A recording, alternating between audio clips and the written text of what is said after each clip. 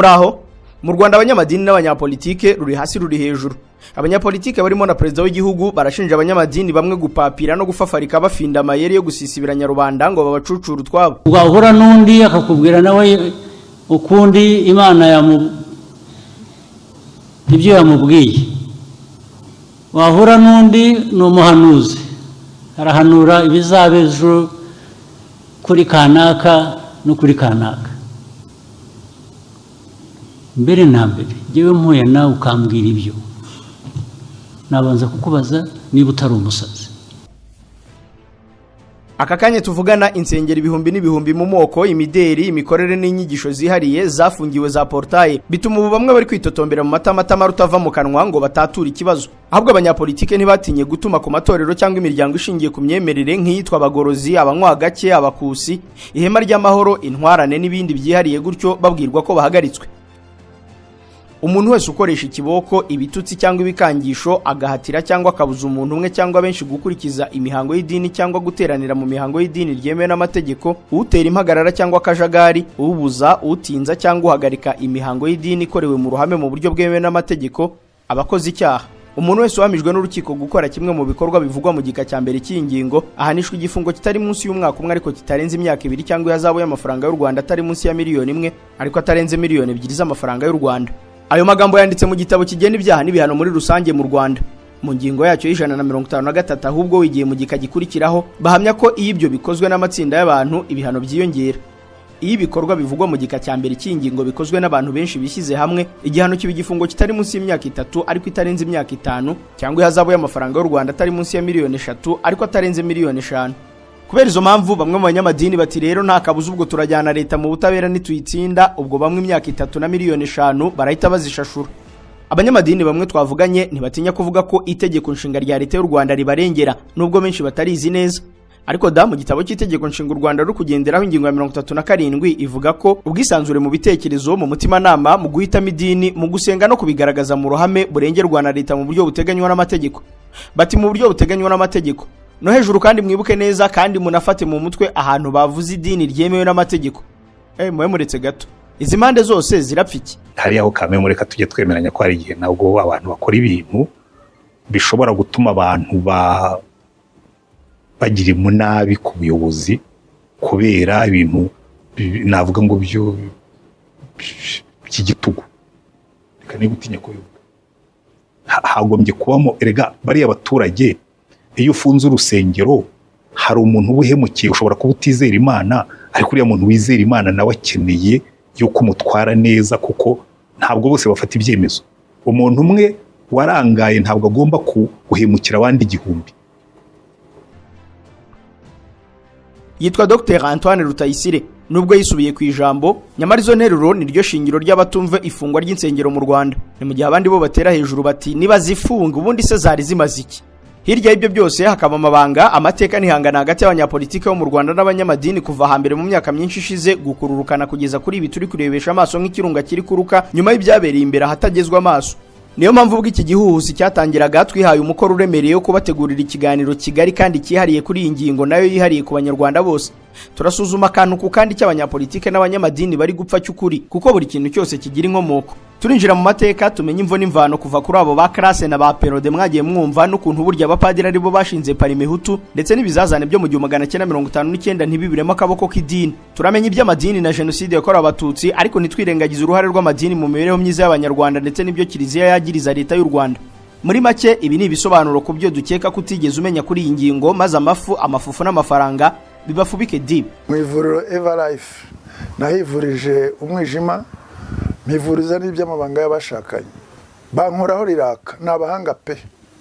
Nyuma yo kugira ikibazo cy'imisemburo mike bandangiye ivuriro Everlife ndarigana baramfasha icyo kibazo kirakemuka. Nyuma naje kujyana n'umubyeyi wanjye afite ikibazo cya hypertension ubu ngubu ni muzima. Nashishikariza abantu bafite ibibazo by'imisemburo bigatuma batabyara bigatuma imihango yabo itaza neza nkuko bikwiye kuba mwagana ivuriro Eva Life bakabafasha. Murakoze cyane. Ivuriro Eva Life rikorera Nyabugogo rimaze kuba ubukombe mu Rwanda no hanze yarwo mu kuvura indwara bakoresheje imiti y'ibimera kandi itunganyijwe neza mu buryo bw'ibinini, poudre cyangwa liquide. Hari abadogiteri batandukanye bagufasha kandi cyiza nuko aho waba uherereye hose ku isi imiti yakugeraho, cyane ko bakorana na DHL. Mu ndwara bavura twavugamo nk'iz'imyororokere zose, kurangiza vuba no kubura ubushake, indwara zifata abadamu zose, igwingira ry'igitsina, indwara nk'umwijima, diabete, amara, igifu, asima. Abifuza kuva ku biyobyabwenge nabo barabafasha. Ku bindi bisobanuro wahamagara cyangwa ukandikira muganga. Eva Life, icyizere cy'ubuzima. Kimwe mu bintu birimo kuvugwaho cyane ku isi muri iyi minsi ni izamuka ry'ibiciro by'ibikomoka kuri petrol. Iyo igiciro cya essence na mazutu kizamutse, nta kindi giciro kitazamuka, kuva ku rusenda kugera ku mashini zikora izindi mashini. Ingaruka zabyo twese ziraturya. Twese tuzi kurondereza amafaranga, tukarondereza ibiribwa, ariko ni gute tutarondereza ibicanwa nka essence na mazutu? Uretse gato, uri umumotari utwara abagenzi muri bus cyangwa se ufite imodoka yawe ariko ntabwo uzi X-Caps.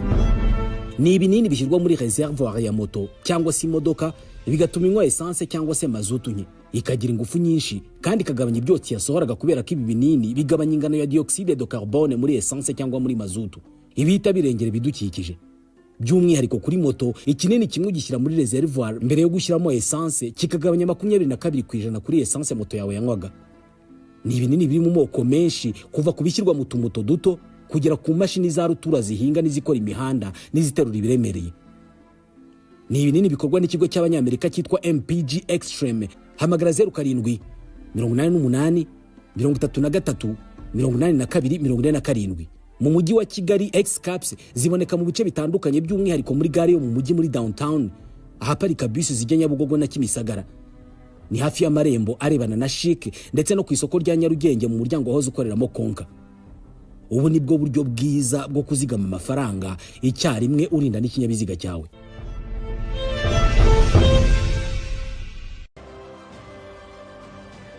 Ubundi ushaka kumva iby'amadini, amatorero n'imyizerere mu Rwanda bihereye mu mizi, wabanza kubigabanya mu byiciro n'ibice bitanu. Igice cya mbere kinabihatse kandi cyihariye bigendanye n'ingingo ya politike ni Kiliziya Gatolika. Icya kabiri ni amadini cyangwa amatorero ya Giprotestanti n'andi ya Gikristo atandukanye. Igice cya gatatu ni Ubuyisilamu, icya kane n'abagendera ku migenzo ya Kinyarwanda n'indi myemerere yihariye, naho igice cya nyuma kikabarizwamo Abanyarwanda bifashe ntihagira aho babarizwa. Aba bakabamo ba atheiste, aba agnostic, aba bakavuga ko iby'Imana byaba ari byo cyangwa atari byo, iby'amadini byaba ari byiza cyangwa atari byiza, icyambere ari uko buri wese amenya ibye. Mu kwezi kwa 8/2022 leta y'u Rwanda yasohoye ibarura rusange rya gatanu, nuko igeze ku by'amadini ivuga ko mu baturage nibura miliyoni 13,200 ngo 40% byabo babarizwa muri Kiliziya Gatolika. Muri cya gice cya kabiri harimo 21% y'abapantekote, 15% n'abaprotestant nk'abangirikani, ababatista, abametodiste, ugashyiraho 12% by'abadiventiste umunsi wa karindwi. Andi matorero nk'ayo ya Gikristo asigaye agafata 4%. Bivuze ko icyo cyiciro cya kabiri wagisangamo ibisaguka 52%. Abayisilamu bo bafite 2%, abagendera ku muco gakondo cyangwa ababyemera bo bafite umubare w'urunyarujijo kuko ababyemera babivugira ku karubanda n'imbarwa, ariko ababikoresha bizwi ko batubutse, dore ko nababarizwa muri ibyo bice bya mbere twabanje kuvuga baraguza bakinyabya muri gakondo kubera impamvu zitandukanye. Icyiciro cya nyuma rero nicyo abadafite amadini n'abatemera, usanga ari 3% mu Rwanda. Dushingiye kuri ayo makuru tubonye, ahasigaye tukinjira mu nyandiko dusanga intambara y'abanyamadini n'abanyapolitike twabanza kuyitendera ibiri ari ku cyiciro cya mbere cyitwa Kiliziya Gatolika mu Rwanda. Ubwo nyine mu nyemerere dutangirira aho byatangiriye, tugende twumva uko Kiliziya Gatolika mu Rwanda n'abayigize bagiye baserera n'abanyapolitike kugeza havuyemo n'inzigo buri wese arenzaho, ariko ikizwi nuko buri wese afite iyunda kangonono. Ibyo ni ukuri kuko iyo uvuze Kiliziya Gatolika mu Rwanda ukabihuza na politike yarwo n'ibigendanye n'ikolonizwa ry'u Rwanda, bihita biba amahwi kuko imyaka 124 irashize Kiliziya ihari kandi igira uruhare muri buri gikorwa cya politike y'u Rwanda, byaba mu buryo buziguye cyangwa ubutaziguye. Nk'ubu rwose imbere yanjye ndahabona kimwe mu bitabo bikomeye kuko nicyo gifite igihembo cy'igitabo cyiza cyanditswe kuri Afurika.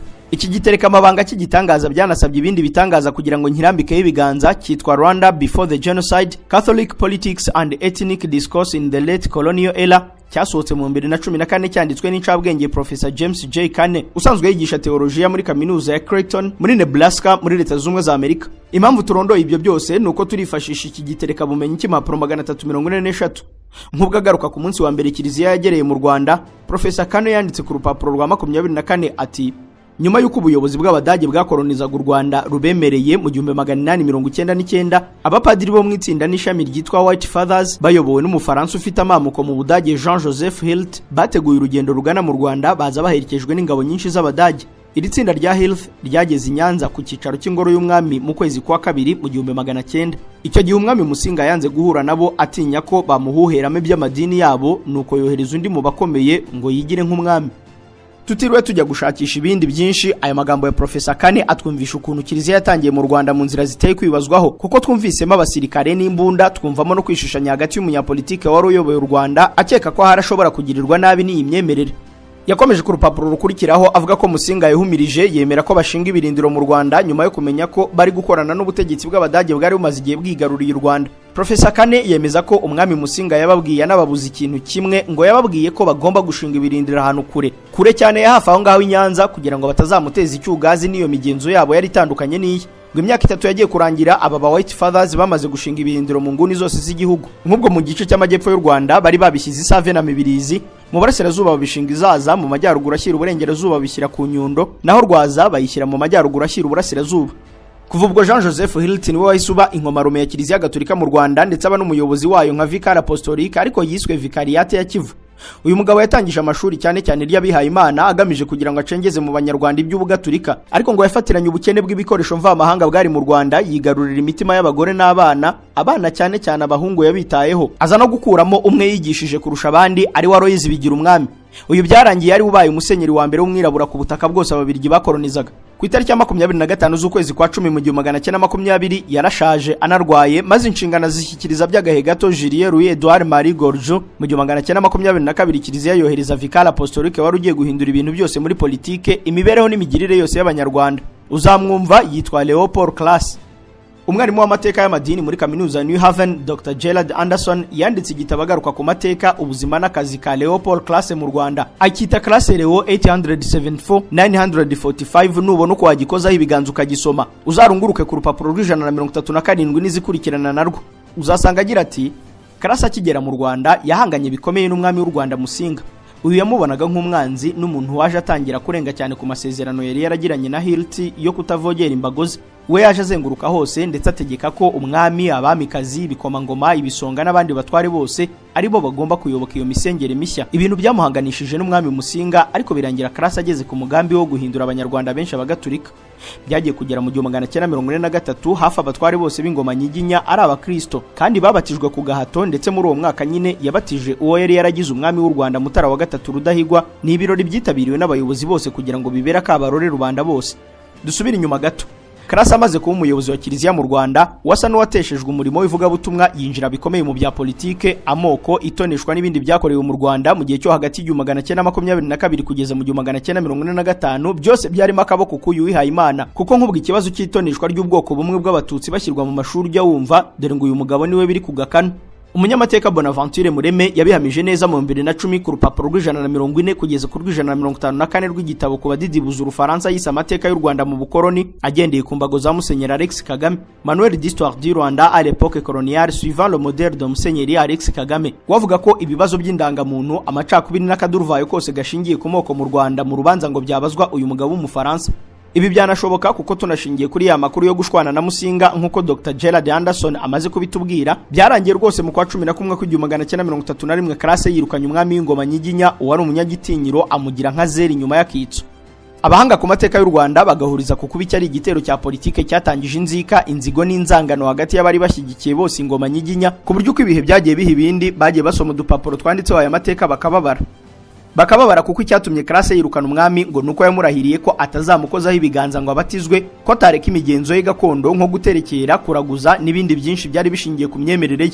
Nyuma ya kiriya gikorwa cyo kubatiza umuhungu wa Musinga witwa Rudahigwa akanagirwa umwami wumvikana na Class, hanabaye ikindi kintu cyiswe gutura u Rwanda Kristo umwami. Ni nyuma gato yuko Class ahagarikiye kuba umuyobozi wa Kiliziya mu Rwanda. Ibirori byo gutura u Rwanda Kristo umwami byabereye hariya mu ishuri rya Kristo i Nyanza, biba iminsi 3 yose kuva ku itariki ya 26 kugeza ku ya 28 z'ukwa 10 mu 1946. Icyo gihe ibi birori byitabiriwe n'umwami Mutara Rudahigwa n'umugabekazi Nyiramavugo Kankazi ndetse n'abayobozi bose b'igihugu. Ibi nabyo byateje sakwe hagati ya Kiliziya n'abanyapolitike, bemeza ko bahatirije Rudahigwa agafata igihugu akakigabiza abazungu mu makosa ngo yabuze uko asimbuka, kuko ngo bashakaga kumugerera mu kebo nka Kasi. niba kubaza impamvu hari abahanga rubanda n'abandi kugezana n'ubu batishimiye ko Rudahigwa agabira u Rwanda umwami Kristo, uzabasubize ko biterwa n'amagambo y'akajumba Bugabo yavuze ubwo yakoraga uwo muhango. Icyo gihe yarateruye ati, Charles Léon Pierre Rudahigwa, ndapfukamye kugira ngo nemeze ko ari mwe bagenga b'inteko b'u Rwanda, mukagomba no kutubera umuzi ushingiweho ubutegetsi bwarwo n'ingoma yarwo. Nyagasani Kristo mwami ni wowe warwiremeye uruha abategetsi bo kurugenga mu izina ryawe, ugumya kurugwiza uruyobora ku ngoma nyinshi rutarakumenya. Igihe warurindirije ubonye kigeze uruha kogeramo ingoma yawe, uruzanamo intumwa zawe zo kurugwizamo urumuri rw'amahame abeshaho iteka, urwoherezamo kandi nabo kururera ngo barwigishe ubutegetsi, barutoza amajyambere y'ibyiza bikiza byose hano munsi.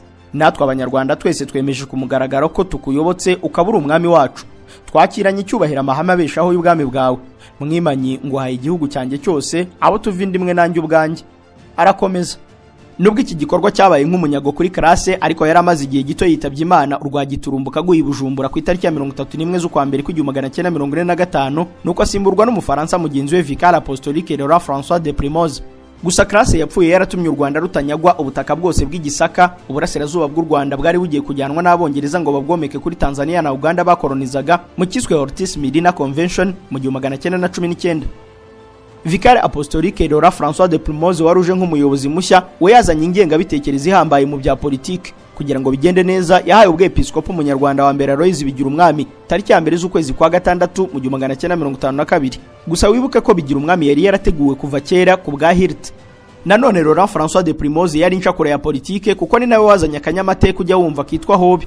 Aka kakusanyirizwagamo udukuru tw'abana, ariko ikigamije kwari ugufatirana abakiri bato bakinjizwa mu mahame ya Kiliziya. Iba bigerekaho gutuma ikinyamakuru cyanabaye ishyiga ry'inyuma muri politike y'u Rwanda, kinyamateka kigera ku bantu bose bari bazi gusoma.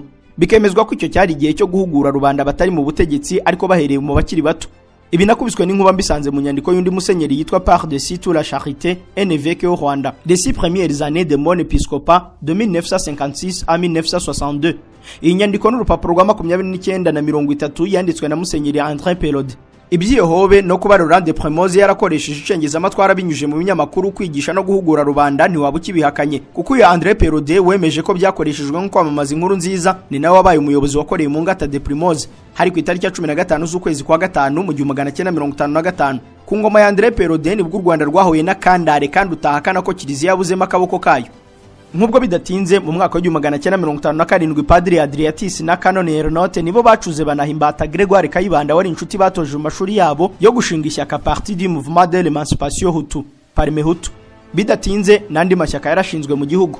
Imvururu ziratangira, uruhande rumwe rw'abanyarwanda rwemeza ko rwakandamijwe imyaka nyakajana n'urundi. Bavugaga ko igihe kigeze babifashijwemo na Kiliziya yatumye ngo biga mu gihe bari barabibujijwe bitewe n'ibyo twanyuzeho byo gushwanyaguza ubumwe bw'abanyarwanda kuva ku bwa classe. Ibyo nibyo byatumye mu kwezi kwa 11 mu 1959 haba imvururu z'akataraboneka zishingiye ku mashyaka, imyiryane y'amoko n'andi matiku yagize ingaruka zitazibagirana mu mateka y'u Rwanda, kuko byatumye abanyarwanda cyane cyane abari bari ku gice cy'umwami cyangwa bavugwaga ko bihariye ibyiza by'igihugu birukanwa mu kumeneshwa kwihariye, ku buryo abahanga nka Dr Mahamadou Mamdani ku rupapuro rwa 43 n'urwa 44 rw'igitabo When Victims Become Killers yahamije ko yari impinduramatwara y'abanyarwanda mu mibanire yabo, social revolution. Iki gikuba gisa n'icyahagaritswe na Kiliziya kuko niyo yari izi byabaye byose n'uburyo bwo kubihagarika, kuko yafatwaga nk'umucamanza mukuru. Muri cya gitabo twanyuzeho Professor James J. Carney yise Rwanda Before the Genocide, Catholic Politics and Ethnic Discourse in the Late Colonial Era, muri chapitre yacyo ya 5 mu gaka yise Catholic Reactions to the November Violence ku rupapuro rw'129, uyu mwanditsi yahishuye ko Kiliziya buriya ariyo yategetse ko ziriya mvururu zihagarara ibinyujije muri musenyeri Bigirumwami na Pelode. Yaranditse ati, niba imvururu zo mu Gushyingo 1959 zararanze impinduka mu mateka ya politike y'u Rwanda, byanabaye ukwezi kw'amateka kuri Kiliziya Gatolika mu Rwanda. Ku itariki ya 10 z'ukwa 11 1959 Papa yasohoye itegeko mu ibaruwa yitwa Cum Parvurum Synapse. Iyi nyandiko yatangaje ko vicariates zo mu Rwanda za Kabgayi na Nyundo zishyizwe ku rwego mpuzamahanga. Pelode yagizwe arikepiskopi wa Kigali, Bigirumwami agirwa umwepiskopi wa Nyundo, ariko yaba Bigirumwami cyangwa Pelode nta numwe wagizwe umuyobozi wa Kiliziya y'u Rwanda. Noneho rero ihohoterwa rishingiye ku moko ryari ryadutse mu cyumweru cya mbere cy'Ugushyingo ryabaye nk'iripfukirana iki gikorwa gikomeye mu mateka ya Kiliziya mu Rwanda. Gusa cyagize uruhare mu byari bimaze kuba, kuko Bigirumwami na Pelode bahise bahurira i Nyakibanda kugira ngo basuzume icyo kibazo cy'amoko. Bahise basohora itangazo rya mbere rya Kiliziya ku ihohoterwa ryari ryabaye ku itariki ya 6 z'ukwezi kwa 11, nuko bagira bati, Bakristo mwese b'u Rwanda dutewe inkeke n'umutima uhagaze n'urwango kwihorera n'urugomo biri hagati y'abanyarwanda. Turabasaba mwese kubaho ubuzima bw'umubiri umwe na kiliziya imwe yiyunze mu rugero nk'urw'inyigisho za Perode. Turasaba abayobozi mwese kurangwa n'ukuri no kubana bya kivandimwe kandi murangwe n'ubworoherane mubinyujije mu biganiro by'ukuri byo gukemura ibibazo by'imibanire na politike byateye ruriya rugomo. Nkuko mubyumva, nyuma yuko kiliziya ibonye ko kwivanga muri politike y'u Rwanda birimo ibyago byinshi kandi yazabakururira ishyano, yatangiye kuva muri politike y'u Rwanda mu buryo bw'uruhame ku buryo yirukanwa ry'umwami Kigeli wa gatanu Ndahindurwa ryo mu 1961 n'ibyakurikiyeho byagejeje ku bwigenge u Rwanda binyuze mu bundi bushyamirane na za politike nyinshi z'amashyaka nka Parimehutu, Inari, za Prosoma n'ayandi, byose kiliziya noneho yabinyuzemo mu buryo bwa bucece ntawe umenye ko hari uruhare bigizemo uretse kuyitumira nk'indorerezi cyangwa mu nzira zindi zitamenywe n'undi wese. Professor James J. Kanner ku rupapuro rw'139 ati bitandukanye n'uruhare rukomeye kiliziya yari yaragize mu bibazo bya politike byabaye mu 1958 n'1959 bigira umwami Perode n'abandi bayobozi ba kiliziya noneho nibigeze bagaragaza uruhande bari bahagazeho nyuma y'impinduramatwara yo mu gushyingo kwari gushize, ahubwo babaye nk'ababwira abapadiri babo kwivana mu bya politike y'u Rwanda bagafata uruhande rwo hagati, political neutrality. Ibyo babigira nk'igisubizo cy'ibyari bimaze kuba bishingiye ku mvururu z'amoko. Kuva u Rwanda rwabona ubwigenge kugeza nibura muri jenoside yakorewe abatutsi mu 1994, kiliziya yakomeje kwitwara muri ubwo buryo bwihariye, ariko ibyo ntibivuze ko yabuze muri politike y'u Rwanda kuko nibura yari ifite hejuru ya 70% by'abatuye igihugu nk'abakristo babo. Kugeza aho nizere ko ari cyo mwumvisemo nk'intangiriro yo kurebana urujisho hagati y'abanyapolitike bo mu Rwanda na Kiliziya Gatolika. Mu magambo ahinnye bayishinja kugira uruhare mu bukoroni, ivangura ry'amoko mu Rwanda, amakimbirane yabaye mu Rwanda kugeza no kuri jenoside yakorewe abatutsi mu 1994. Iyo ngingo ya nyuma ariko yiragoranye, reka tuze kubiharira undi mwanya tubanje no kumenya nibi. Mu nyandiko A Brief History of the Church in Rwanda y'umushakashatsi n'umunyamadini Reverend Dr. Kevin Ward yemeza ko andi madini ya Giprotestani ya Gikristo yatangiye kugera mu Rwanda nibura mu 1908 ubwo abaluterians b'Abadage bazaga, ariko kuko byagiye kugera mu 1916 bari kwirukanwa bishingiye ku ntambara mbere y'isi yasize banabuza ubukoroni bwabo, dore ko ari nabo bakoronizaga u Rwanda kugeza muri uwo mwaka, byatumye abaprotestani b'Ababirigi by'umwihariko Abadiventiste kugereka Abangirikani bo mu Bwongereza bose bihutira kuza gushinga imizi mu Rwanda kuva mu 1916. Gusa kuko idini Gatolika ryari rimaze gushinga imizi kandi ryarinjiye muri politike cyane, ayo matorero yandi bayacuze bufuni na buhoro, bayacura umwuka bituma abona abayoboke mbarwa, ariko yagiye ashinga ibirindiro, dore ko nk'Abadiventiste bo basabye umwami Musinga ubutaka maze abohereza mu gice cya Gitwe hariya mu ntara y'Amajyepfo mu karere ka Ruhango. Byemezwa ko yabajyanyeyo kuko ngo hari impyisi nyinshi zaryaga abantu, ubwo ngo yarabaciriye urugo gupfa kuko yumvaga nabo zizabarimburira kubamara, ariko kuko bari bafite imbunda ahubwo nibo bazirimbuye. Uko ni nako yohereje Abangirikani za Gahini atekereza ko batazaharokokera. Iki gice rero nibura kugeza mu 1994 gisa n'ikitarivanze muri politike y'u Rwanda mu buryo bwahuranya nk'uko kiliziya twabonye yabikoze. Ahubwo narumiwe numvise ukuntu muri iriya nyandiko ntoya ya Dr. Kevin Ward yavuze ko mu gihe kiliziya yijandikaga mu by'amakimbirane y'amoko mu Rwanda no gukura ingoma nyiginya ku butware, bo ngo barabyiranze.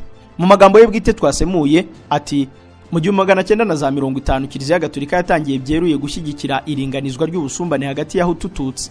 Ibi nibyo byashibutsemo revolution yo mu 1959 ndetse no kwirukana ubwami mu Rwanda, byanagendanye n'irangizwa ry'ubukoroni bw'Ababirigi. Amadini ya Anglikani yo yanze kubyijandikamo, yanze kujya mu byo gusaka bakabatware b'Abatutsi, ahubwo isa n'ijya mu ruhande rwo hagati, kandi yaba Abahutu n'Abatutsi bafashe urwo ruhande bashyizwe mu gatebo ko kubangamira impinduramatwara, bituma birukanwa bajya kuba impunzi. Ibyo bisobanuye ko amadini yandi ya Gikristo ku bwiganze yifashe mu bijyanye na politike yajyaga mbere, ariko abakristo bayo bagiye muri uwo mujyo nabo bakabihuriramo n'ibyago. Aho twongereho ko mu gihe abo ku ngoma cyangwa bari bayishyigikiye nyuma yo kubona ko kiliziya bateye umugongo batangiye ku bwinshi gusanga aya madini yandi, ibintu byatumye hazamo biriya by'ubuhunzi. Ubu buryo bw'aya madini bwo kwifata burasa neza nuko idini ry'Abayisilamu ryabigize mu Rwanda. Umushakashatsi w'ikigo cy'ubushakashatsi cy'Abanyamerika United States Institute of Peace Bwana Rainer Krusner yemeza ko nibura umuyisilamu yaba yarakandagiye ku butaka bw'u Rwanda mu 1901. Icyo gihe ngo bari abacuruzi bo mu bice bya Zanzibar na Tanganyika, yaje kuvamo Tanzania. Mu nyandiko ye Islam in Rwanda ahamya ko kuva ubwo abo bacuruzi b'Abayisilamu bagiye baza mu bushabitsi bakagenda gutyo, ariko bigeze mu 1913 babaye nk'abari mu dutsiko two gutura hamwe hariya mu gace kitwa mu Biryogo, ari naho muri uyu mwaka wa 1913 bubatse umusigiti wa mbere bise Al-Fatah. nk'uko associate professor Alana Tiemensen umwarimu wa politike muri kaminuza ya Edincourt yabyanditse ndetse kanabimurikira imbere y'abahanga i Vancouver mu 2005 mu nyandiko From Genocide to Jihad, Islam and Ethnicity in Post-Genocide Rwanda, ngo abanyarwanda bashamadukiye kwinjira mu idini rya Isilamu babikoranye umwete kuko abenshi bishakiraga kwinjira mu bucuruzi babonaga abayisilamu baturutse muri Zanzibar bakumva ko bazabafasha kwinjira muri ubwo bucuruzi. Abandi ngo mu gihe andi madini yababuzaga gutunga abagore benshi bishimiye bo cyane kuyoboka idini ya Isilamu kugira ngo ibyifuzo byabo byubahirizwe. Ibi ngo byatumye andi madini ya Gikristo n'ubundi ataravugaga rumwe na Isilamu kuva hambere yikoma cyane iyi myizerere mu Rwanda, kuko rero abayisilamu banaganiraga cyane mu rurimi rw'igiswahili ngo niho banahereye babita abaswahili, ariko bigahuzwa n'ubucabiranya mu buryo bwo kuninura bigambiriye gucinyiza. Niyo mpamvu ku rupapuro rwa 12 yavuze ko ahubwo mu gihe cy'amage mu Rwanda abayisilamu nabo bagiye bafatwa nk'abahohotewe bagasigazwa inyuma cyangwa bagashyirwaho ibyasha runaka. Nubwo bimeze bityo, amafaranga n'ubutunzi bwa bamwe ngo byagiye bibaha imbaraga bakabasha kugenzurira politike kure kugeza bamwe bagiye bagezwa mu nzego bashaka, aho tuhashinga umuhati. Mu ncamake rero ngiyi inkuru y'amadini na politike y'u Rwanda mbere ya jenoside yakorewe abatutsi. Mu gihe cy'iyi jenoside rero amadini menshi yitwaye bitandukanye. Kiliziya yagize uruhare rwisobekeranya ndetse n'ari amadini abigira gutyo.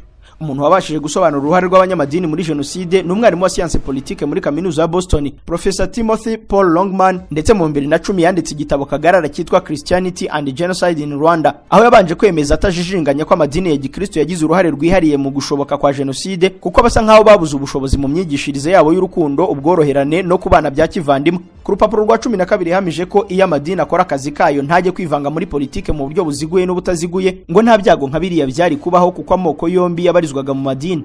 Kubigisha rero ngo byarashobokaga, kudashoboka bikaba uruhare rwa mbere. Kiliziya yo ngo kuko yari izi naho byahereye yagombaga gukumira rugikubita. Yavuze ko biteye agahinda kubona abakristo bica bagenzi babo nabo bakabasubira. Cyakora ku rupapuro rwa 322 yahamije ko amadini yagize uruhare mu ikorwa rya jenoside, ariko akanagira uruhare mu kudakorwa kwayo kuko harimo abapadiri, abasenyeri, abashumba n'abapasteri bashyigikiye jenoside, ariko nyamara akaba n'abandi bayamaganye. Nk'ubwo Musenyeri Tade Ntiyinyurwa wa Cyangugu yamaganye jenoside yakorerwaga abatutsi. Bizwi neza ko nk'umubikira witwa Felicita Niyitegeka wo mu Bihayimana bitwa Auxiliaire de l'Apostolat Igisenyi yacunguye benshi kandi atamba amagara ye. Ni mu gihe nka Padiri Atanazi Seromba wayoboraga paruwasi ya Nyange ku Kibuye yakatiwe igihano cya burundu kuko yahamijwe kugira uruhare mu icwa ry'abari hagati y'1500 n'ibihumbi 2 bari baramuhungiyeho nyuma yo gutanga imfunguzo n'ibikoresho byo kubarimbura. Kubigendanye n'ibyo hari inkuru yo yihariye inababaje kandi yabaye mu idini ry'Abadiventiste umunsi wa 7.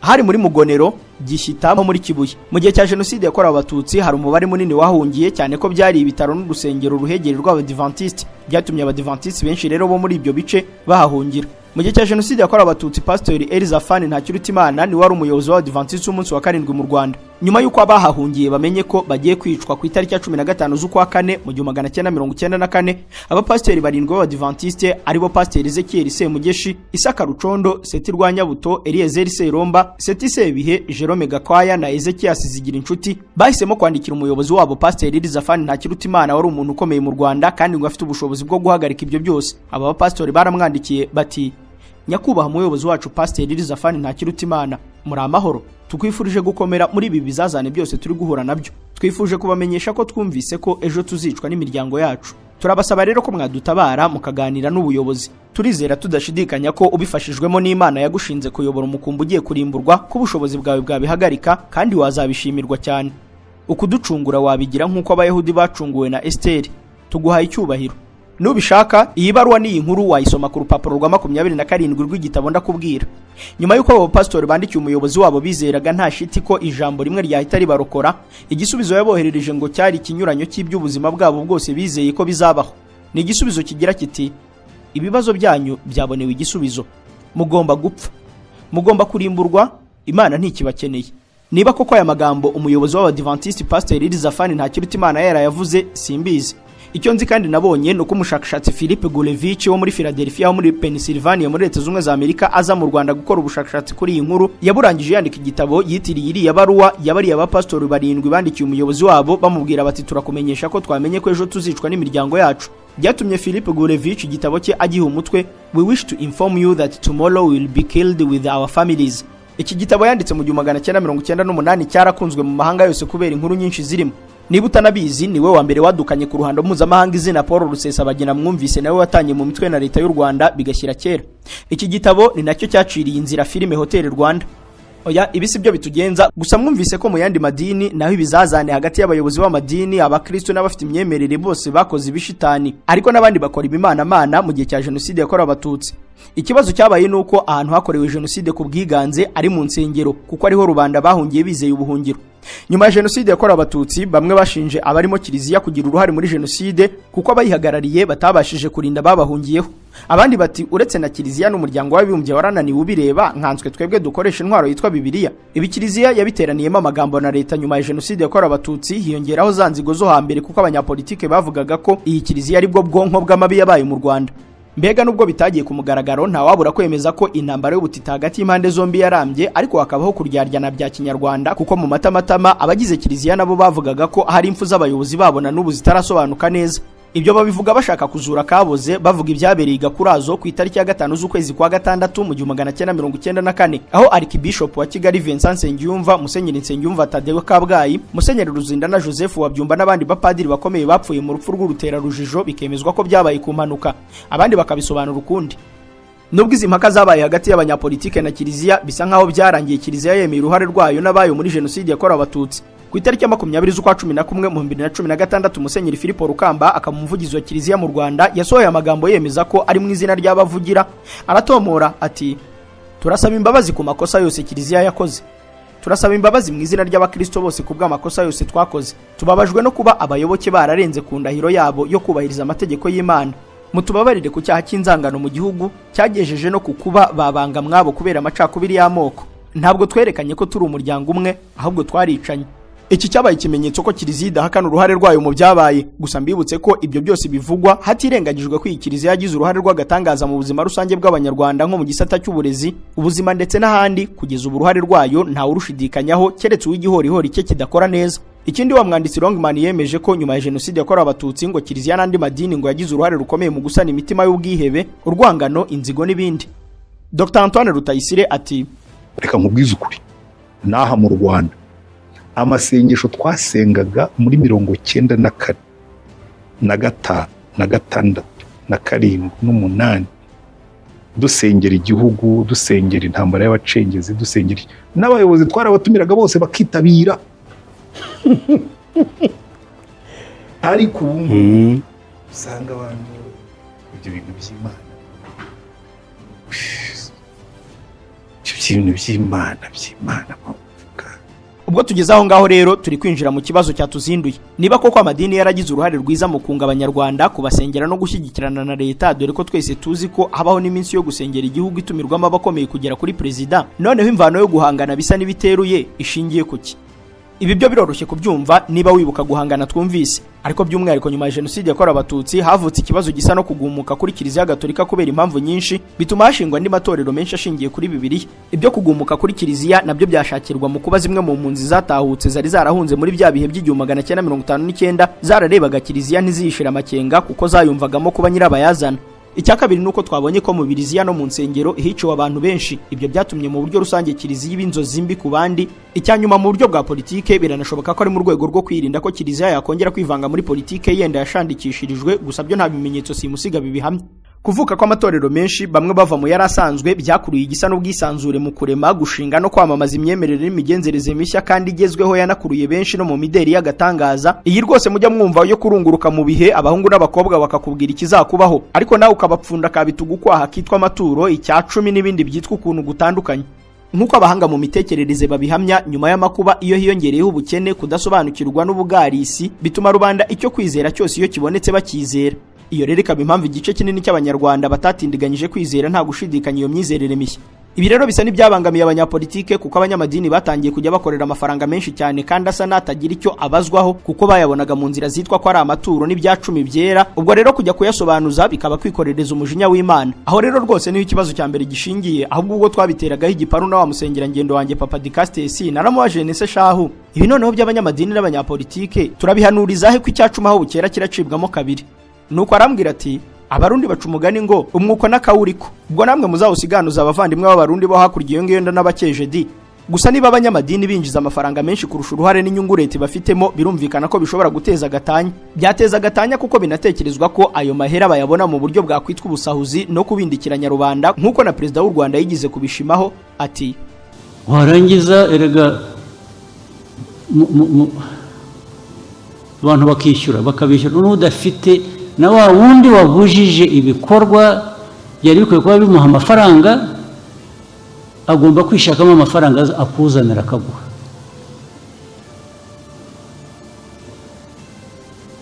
Ni ukuvuga rero abantu bavugishije ukuri, ayo makanisa amwe yagiyeho kugira ngo abantu bakamure na duke abantu bafite bibonera umutungo wabo.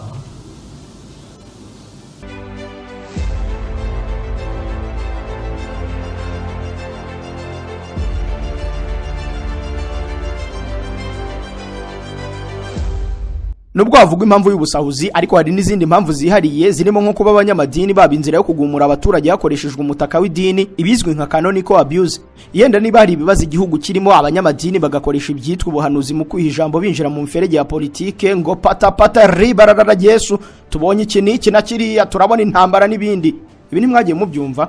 Ibi rero ni sakirirego ku banyapolitike, kuko biba bizwi neza ko rubanda muri ayo madini baba bemera bakizera ibyo babwirwa n'abo bahanuzi, byaba ari byo cyangwa atari byo, ibyo bishobora kugira ingaruka za politike. Ibyo rero bigatuma abanyapolitike babisamira hejuru ihe n'igihebeba, kuko biranazwi neza ko inzira yoroshye yo gushegesha, guhirika no kuzengereza ubutegetsi mu gihugu aho rubanda bizera cyane, ugomba nyine gukoresha intwaro y'idini n'imyizerere. Noneho byagera ku bantu basa n'abakennye bikaba amahwi. Impamvu yindi ikomeye rero ishingiye mu kuba nyina amadini asa n'ayabaye business y'igitangaza, ku buryo nanjye hariyo bidakumirirwa hafi umenyana ne kwigondagondera ka Primo International Church of Salvation and Collecting Money, ariko aya magambo abiri ya nyuma menya ari gutuma mumvumbura badi. Mu yandi magambo, amatorero n'amadini menshi arenga ibihumbi akorerwamo ibintu bitandukanye ahantu hatandukanye kandi hatagenzuwe na leta, kuko itabona ingengo y'imari yo kubigenzura byose, kandi buriya leta zose ziba zishaka kumenya ikijya mbere mu bivugwa, ibikorwa n'ibigambiriwe mu matsinda manini. Ibyo rero byiyongereyeho ko n'abadafite ubushobozi bwo kuyobora abantu, kugenzura inyurabwenge n'ibindi bitewe n'amashuri yabo, ntibaburaga kwaduka rwose bemeza ko Imana yabatotobetse amavuta. Ubwo ako kanya bamwe bakigira aba apotre, abahanuzi, intumwa, ababwiriza, abapastori n'ibindi byinshi mu ndusha, kuko nimwe mu bihoramo nuko bagakora iyo bwabaga ngo babona babakurikira. Ibi nabyo rero bishobora kuba byarateye abanyapolitiki ubwoba, bikanga ko no muri ibi bihe bisa n'ibitameze neza muri Afurika y'Uburengerazuba, ahari nta wamenya ibyo byose byapfupfunukamo ibyakora ishyano. Hakiyongeraho rero n'ikibazo cy'amafaranga, kandi mu gihe leta ibizi neza ko abaturage bayo mu mifuka bitifashe neza, ubwo na duke bari bafite ngo tukagenda mu maturo n'ibyacumi. Ibyo abanyapolitike bavuga ko amadini asa n'abadobereza atindahaza abantu bayo, byo bisa nkaho ari ukuri kweruye, kuko hari umwe mu banyamadini babyamamayemo mu Rwanda yaracitswe avuga ko amadini yabasubije inyuma. Yitwa cyangwa yiyita Apotre Yongwe. Twubakana Nyarutarama, batwubakana Kagugu, batwubakana Kibagabaga, turi guhanura ntabwo dufite amazi mu mutwe tuvuga ngo Yesu azaza. None Yesu atinze kuza, abarokorewe gushaka kujya kubaka umujyi warageze hakurya ya Nyamata wagura imodoka ati waguye. Abajya Dubai bati bari bafite abadayimoni, bafite abazimu, baramenye gute muri Dubai bambara amapataro. Idini riratwicirira dukwita turamangamanga turapfa. Iki kibazo cyo giteye agahinda ku buryo byanatuma ahubwo tugitaho undi mwanya, kandi mukihangana tugasoza ibyo twatangiye. Nimurambirwe tuze kuvira hano rimwe, ariko rwose twasobanukiwe ibyo kuba amadini yarakweze kinyuma agatinda haza kandi akaryamira umugabane wa Afurika abanje gucurika abanyakwigendera. Byo ni ingingo yihariye kandi igezweho mu bitwa incabwenge zose za Afurika.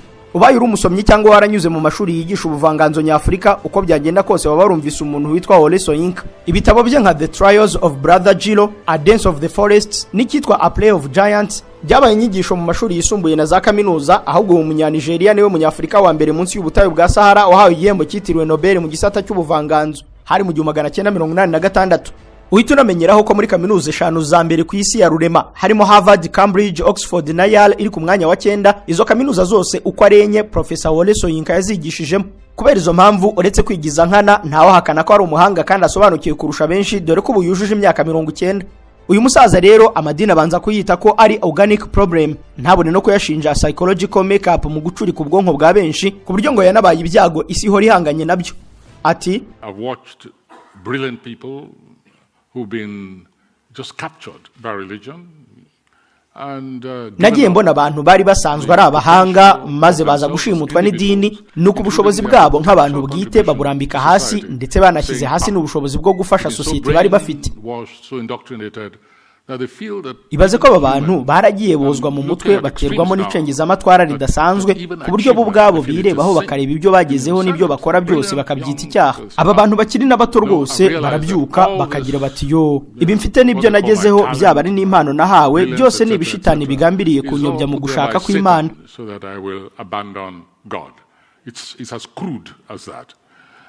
Dore mbabwira ukuri, iyo mitekerereze iteye ubwoba niyo yagiye ikurura ubuhezanguni turi guhura nabwo uyu munsi. Ibyo birimo Boko Haram, Al-Shabaab, Al-Qaeda, abatalibani n'ibindi. Al-Shabaab, Al-Qaeda, Taliban, etc. Professor Horeso Yinka arangije avuga ingaruka z'amadini, avuga ibyihebe n'urugomo nk'urwa Boko Haram, Al-Shabaab, Al-Qaeda n'abatalibani. Ndabiza abakristo bahita bitera hejuru bati n'abayisilamu turabazi nibo bahora mu rugomo. Oya, stop. Muramutse mumenya mabi intambara z'ubukristo cyangwa kuburwanira byakururiye isi kuva hambere, abenshi mwahahamuka ndabizi. Reka yenda dufata ingero ebyiri cyangwa eshatu zirabumvisha ibi bintu uko bimeze. Uramutse usomye urupapuro rwa 62 rw'igitabo umwanditsi Christopher Tillman yise intambara z'Imana, God's War, usanga yaranditse ko kuva ku itariki ya 17 kugeza ku ya 27 z'ukwa 11 mu 1995 i Clermont mu majyepfo y'Ubufaransa bw'ubu habera inama karundura yari igiye kurangira, hahita havuka intambara hagati y'abemera impara kubiri. Nibyo kuko iyi nama yarangiye Kiliziya Gatolika ijya gutangiza intambara muri Yerusalemu. Ni intambara Kiliziya n'abayoboke bayo bare bagiye guhanganamo n'abandi b'imyemerere yitwa Islam. Izi mpande mwese murazizi. Ubwerega kuva ubwo ntugire ngo intambara ntiyayisirota, abagatolika bakava i Burayi bakagera muri Aziya yo hagati yahaherereye Yerusalemu y'ubu, abayisilamu nabo bitaga abakatolika abapagani n'abakafiri bambarira kubarwanya. Ubyemere ko intambara yamaze imyaka 397 ubaze uhereye igihe yatangiriye n'igihe yarangiriye, rukaba uruhererekane rw'intambara zitwa Crusade, intambara z'imisaraba hagati y'abayisilamu n'abakristo bapfa imyemerere itandukanye, kwigarurira umurwa buri wese yitaga mutagatifu n'indi mitekerereze ishingiye ku myemerere yabo. Muri zo ntambara aba bayisilamu n'abakristo bose bari bitwaje ibitabo birimo amahame asobanutse neza yo kurwana no kwica batumva ibintu kimwe nawe, Bibiliya na Korani. Buri wese rero yari afite umurongo uri mu gitabo cye umwemerera kurwana iyo ntambara. Abakristo n'abayobozi ba Kiliziya babumburaga igitabo cyabo cya Bibiliya, bagera ku Ivanjiri ya Luka igice cya 19 umurongo 27 bagasanga haranditse ngo kandi babanzi banjye batakunze ko mbategeka nimubazane hano mbicira imbere yanjye. Niko muri Bibiliya yiswe yera handitse. Icyakurikiraga ayo magambo nuko Papa ayoboraga Kiliziya kanahagararira Imana ku isi yabwiye abakristo nk'intama ze ko abatumye gushyira mu bikorwa ibyanditswe bitagatifu. Gusa harabatangiye kumubaza bati none ko kwica, kurwana no guhemuka ari ibyaha nabyo bibujijwe muri Bibiliya? Igisubizo Papa yabahaye cyagutangaza. Abanditsi Habib Tiluin na Richard Estes ku rupapuro rwa 55 rw'igitabo bise The State of Social Progress of Islamic Societies bati Papa yatanze imbabazi z'ibyaha byose ku bari bagiye kwitabira izo ntambara bose, abikora mu izina rya Roman Pontiff, nushaka kubyita ubutungane bw'ikirenga bwa nyiri ubutungane Papa. Ibi mbisoma nabishidikanyijeho nkomeza gushaka abanditsi bizewe cyane, ntungurwa n'ibyo nabonye ku rupapuro rw'192 rw'igitabo Religion and Conduct of War. Umwanditsi David Stewart akaba n'umwarimu w'amateka yo mu bihe bya kera muri kaminuza ya New Hampshire muri Amerika yahamije ko abapapa babanjirije Papa Iribe wa kabiri ngo bari baramaze kwemeza ko kwica bishobora kutaba icyaha. Ati Papa Alexander wa kabiri na Bishop Anselmo wa kabiri wa Luka bavuze ko hari igihe kwica muri Kiliziya Gatolika bitaba icyaha ngo ahubwo bikaba ikintu gitagatifu. Ibyo bifate mu mutwe kuko mu kanya turongera kubikenera. Ayo magambo kandi niyo Papa Iribe wa kabiri yashingiyeho maze agira ati duhanaguyeho ibyaha byose uwo duhaye umusaraba tukamukoreraho n'iki kimenyetso. Ubwo kwica, gusahura, gufata ku ngufu n'ibindi byaha byose ikiguzi cyabyo cyari kibaye ubuntu muri Kiliziya Gatolika, gusa ikitonderwa nuko byagiriwe abagiye kuyirwanira. Iryo rikabishyano mu by'imyemerere rero. Icyakurikiyeho rero nuko abakristo bambariye kuzuza ubwo butumwa bwa Papa bwo kujya kwica, Papa wari uhagarariye Imana ku isi nkuko nyine byizerwa na magingo aya. Si ibyo gusa kuko hanadutse propaganda nyinshi nazo zikurwa muri Bibiliya. Nk'ubwo banabwiwe ko abayisilamu ari inyamaswa n'amadayimoni y'umwijima, nabyo bakabibonera ibimenyetso mu byanditswe, by'umwihariko mu ibaruwa Pawulo intumwa yandikiye Abefeso igice cya 6 umurongo wa 12. Haragira hati erega abanzi turwana nabo si abantu, ahubwo turwana n'ibikomangoma n'ibihangange n'abagenga b'isi y'umwijima n'izindi roho mbi zo mu kirere. Abasemuye Bibiliya yitwa ntagatifu niko babyanditse. Uyu munsi tukumva ari ibisanzwe, nyamara icyo gihe bari bagiye kurwana Yerusalemu babwirwaga ko bagiye guhangana n'izo roho z'umwijima zihaye kugenga isi. Ku rundi ruhande abayisilamu bo b'amahame yihariye ukwabo nabo bari biteguye neza, kandi n'igitabo cyabo mu mirongo myinshi kibemerera kwica abo bapagani bihaye gupinga Muhammad na Allah subhanahu wa ta'ala. Nk'ubwo nabo baramburaga Korani bagasangamo amagambo yo kwivuna umwanzi wabo. Muri iki gitabo gisemuwe mu Cyongereza isura yitwa y'inka ni ya kabiri ikitwa Al-Baqara. muri juzi ya kabiri yayo umurongo w'193 handitse amagambo nabo icyo gihe bifashishije mu kurwanya abakristo. Haranditse hati mubarwanye kugeza igihe nta fitinal zihari kandi kugeza Allah yemewe akanasengwa, nuko bagakomeza. Nkuko byumvikana abasenga imyemerere itandukanye barwanya intambara y'ishiraniro kandi buri wese yumva ko ari mukuri afitiye n'ibimenyetso bituruka mu gitabo aziririza. Ako kakaba kandare na n'ubizo mpande zombi zitabasha gusobanura kuko abantu bazize iyo myizerere yari yabayifutamye bo babarirwa mu bihumbi bitaramenyekana neza. Umwanditsi John Robertson mu 1902 agaruka ku byago n'akarengane abantu baboneye muri iyo myizerere yari yarabaye nk'ubusazi ku rupapuro rwa 278 rw'igitabo yise A Short History of Christianity, yagize ati kuva intambara y'imisaraba itangiye kugeza mu isenyuka rya Acre mu 1291 miliyoni zirenga 9 z'abantu bahatakarije ubuzima ngo bari kugerageza kwigarurira umurwa wa Yerusalemu, kandi cya kabiri cyabo cyari abakristo. Ariko amapfa n'indwara zishingiye kuri iyi ntambara nibyo byahitanye abantu benshi. Abo bantu bari benshi cyane muri icyo gihe badi miliyoni 9. Urundi rugero rwa kabiri ni urwateje kurimburana hagati y'abakristo ubwabo. Hari mu 1618 ubwo abanyaburayi biboneye ibihugu byabo birwana intambara yamaze imyaka 30 kuko yarangiye mu 1648, iyi kitwa intambara y'imyaka 30, 30 years war. Muri iyi ntambara noneho abanyaburayi bigabanyijemo amatsinda abiri, bamwe bashyigikira ubukristo bw'ubukatolika abandi bashyigikira ubuprotestanti bwavutse vuba. Abaprotestanti bafatwaga nk'ibyihebe byigumuye ku idini ya Gatolika ngo bagakurikira udutekerezo dufifitse twa Martin Luther n'abandi nka John Calvin n'umwami Henry wa 8. Abariko nabo bagashinja abagatolika na papa wabo kuba sekibi w'umugome n'ubuhemu butagira akagero.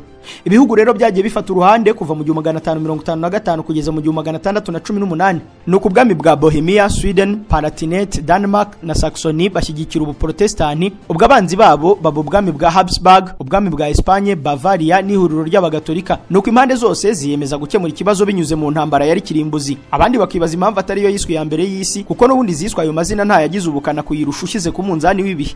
Mu gitabo The Jesuits and the 30 Years War, Robert Billere yavuze ko muri iki gihe abami, ibikomangoma, abapadiri, abiyitaga abapasteri n'abandi bihaye Imana ngo bateje intambara ishingiye ku myemerere imyaka 30 ishira abantu bari inshuti bahigana biturutse ku kwemera gutandukanye. Igitangaje nuko bo ibyo banasengaga bitari bitandukanye cyane kuko bose bemeraga Bibiliya, bakemera Yesu n'intumwa ze, imigenzo n'imigirire bikaba bimwe, gusa kumvikana akaba ari byo biteza umwiryane. Byarangiye 20% by'abari batuye mu Burayi bwose bapfuye, nkuko umujyanama mukuru muri Croix Rouge Pascal Dodo yabyanditse mu 2017. Byageze mu 1648 hasinywa amasezerano yabaye icyogere akaba n'intangiriro y'ibyo tuzi nk'ububanyi n'amahanga hagati y'ibihugu. N'amasezerano yiswe ya Westphalia, aho buri gihugu cyahawe ubwigenge bwo kwihitiramo idini nuko cyifuza gusenga ariko atari bya bindi byari bisanzwe byo kwikanyiza no kwivuna uwo mudasenga kimwe. Si byo kumena amaraso gusa bishingiye mu byo kwizera nabi cyangwa kutumva ibintu kimwe n'undi, kuko ahubwo abanyamateka bose bahuriza ku kuba ubukristo bwarazanywe muri Afrika nk'igikoresho cyo gusogota no gufata ku mazuru abayituye ku buryo babura ubuhumekero kugeza banogonotse. Ibyo kandi ngo bakabikora babanje gufata agasibisho bagahanagura ubwonko bwawe. Ibi mvuga hari abanyarwanda benshi bihariye mu mitekerereze bo basa n'ababigize intambara yeruye. Dr Muhakanyi Albert yaminuje iby'ubuzima bwo mu mutwe. Professeur Antoine Nyagahene no munyamateka wariboye dore ko yabyivurugusemo kugeza imvi zibaye uruyenzi. Dr Rusabagirishya we yaseseye mu by'ubukungu na politika bifiningiza atitangiriye itama, anabicomekamo ibyo kuba inkomarume mu rugendo rwo kugobotora Afrika ahereye mu Rwanda, ubwo gateranyaho bwana Modeste Nzayisenga we mwamenye nka rutanga rw'amaboko. Uyu nawe yaminuje iby'ubuzima bwo mu mutwe agerekaho amateka n'iby'umuco maze abisenesha kwemeza ko ari we mandwa nkuru y'u Rwanda. Aba bagabo bose ndondoye bahuriza ku kintu kimwe: amadini yazanywe mu Rwanda n'uburozi, ni ikibi, ni inkota ikegeta urutirigongo rw'ubumwe bw'abanyarwanda na Afrika muri rusange. Ibyo mvuze babigarutseho ku itariki ya 17 z'ukwezi kwa gatatu mu 2024 mu gutangira bati ubu rero tugiye gusesengura ikintu hamwe n'aba bahanga mubona ko ari n'inararibonye kijyanye kuki Afrika iterwa bwa mbere yatewe mu buryo reka dukoresha imyizerere kuko nibyo bazanye niyobokamana. Kuki batitwaje indi ntwaro bagakoresha iyo, hanyuma twebwe dutakaje ubumana bwacu twari dutakaje iki? Bihuriye hehe n'amateka yacu ko yangijwe uyu munsi? Turi kumwe na Professor Nyagahene, ni umunyamateka wabigize umwuga, mwarimu n'umushakashatsi muri kaminuza. Turi kumwe na Dr Rusa akurikirana cyane iby'iterambere, cyane irya Afrika, nuko Afrika yakongera kwiyubaka no kubaho ubuzima bushingiye ku muco wacu, noneho tukongera kugira abanyafrika bahuje umutima. Ibyo bise panafricanisme, ariko nuwo mwuka nyine wabikami w'abakama hanyuma turi kumwe n'inzobere mu by'ubuzima bwo mu mutwe, ariko mwumvise ko yagiye no mu bindi by'imyizerere. Dr Muhakanyi akaba ari n'imandwa y'impangira Rubavu, araza kutubwira ibyo bintu ababigize bari bagamije gukora iki mu bwonko bw'umuntu.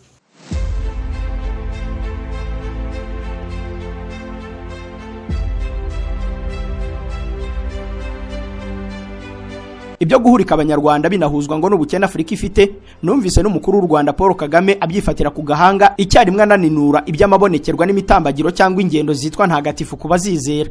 Ati mugafata iya mbere mukazinduka mukamara iminsi 3 mugenda n'amaguru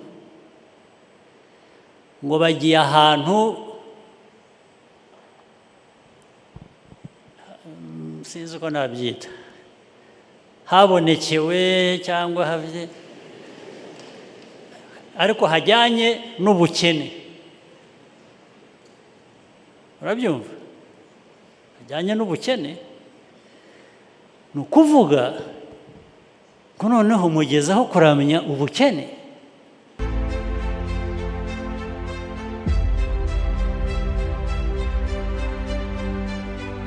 Ibyo kuba amadini yakwangiza natangiye kubyitaho cyane numvise inkuru Kenya Death Cult Leader Charged After Hundreds Found Dead in Forest.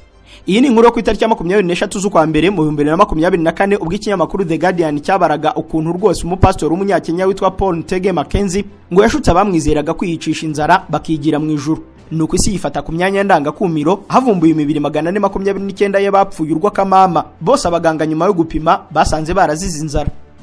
Tuvuze ibyo ndibuka di hari agatabo ka Jeff Ginn kitwa The Road to Jonestown, Jim Jones and People's Temple Jeff. Nagasomye mu minsi ishize nsanga handitsemo ibijya gusa nk'ibyo.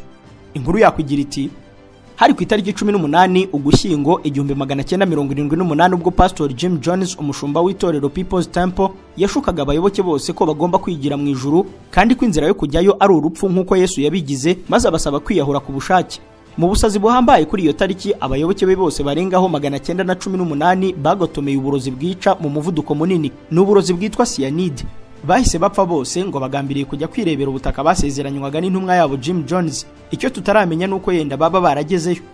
Jeff Ginn ati icyo tutaramenya nuko baba baragezeyo. Ubwo kubera izo mpamvu n'ingaruka twavuga ko amadini ari uburozi bwica butababarira. Igisubizo cyanjye cyaba oya, kuko bigenda gutyo idini ryakoreshejwe nabi. Ibi nkarabyemeranya na Professor Ole Soyinka kuko nawe yemeza ko kugenzura nabi imyemerere ari byo bikurura ibyago. Ati But religion at least can be controlled. It can be placed under check. Buri idini n'uburyo rishobora kugenzurwa, rishobora guhabwa umurongo muzima. Ariko ikibabaje idini ryagizwe ikintu kinini gitumbaraye kikanatambamira byinshi, ryabaye igikoresho kikandamiza. Nk'ubwo wabonye ahantu henshi aho idini ryagiye risenya byo kurimbura ubwonko bw'abantu. Ibyo buri wese yarabibonye. Religion actually destroys the mind. I mean, everybody has seen it. Kubera iyo mpamvu twakwanzura ko gusenga ari byiza iyo byakozwe neza kandi byagiye bigaragaza umumaro munini muri society urimo gufasha ababyizera gucisha make no gucururuka, kureka bimwe mu byaganisha mu byaha hashingiwe kuri zimwe muri za kirazira, aho gateranyaho n'inyungu z'ubukungu kuba bikora nk'akazi kabatunze, abo ba padiri na ba pastori nyine n'abandi babikora nk'akazi kabaho ubuzima bwa buri munsi. Ntiwibagirwe n'ibikorwa remezo bishingiye kuri amwe mu madini birimo amashuri, ibitaro, ibigo bifasha ndetse n'ibindi byinshi. No kuvuga ko hashyizweho umurongo mugari ugororotse wo gusengeramo, amadini akagira intego zitandukanye no kwigisha ubuhezanguni, ubujura no kujijisha rubanda. Ahasigaye ababyemera bakabyemera uko babishatse, abatabyizera nabo ubwo bukaba ubundi burenganzira bwabo, kuko idini ry'ukuri n'ubu umuntu bufatanye n'ubunyangamugayo bw'ukuri, cyane ko n'ubundi dini, padiri, pastori, shehe ntacyo baguhinduraho wowe ubwawe utabyifitemo, dore ko uretse nabo na mama wawe cyangwa papa wawe, abavandimwe bawe n'abandi bose ntacyo bagukoraho ngo baguhindure mwiza kandi utari mwiza, dore nta numwe mbisubiremo nta numwe wahindura ubwonko bwawe uretse wowe ubwawe. Ayo ni amagambo nasomye ku mutwe witwa Apamadavaga ni wa 3 umurongo wa 43 mu gitabo gitagatifu cyitwa Dhammapada. Warukizi? Iyi ni Bibiliya yabemera imyizerere ya Buddhism. Amafufu n'amafaranga bibafubika abanyafurika mwe. Bye.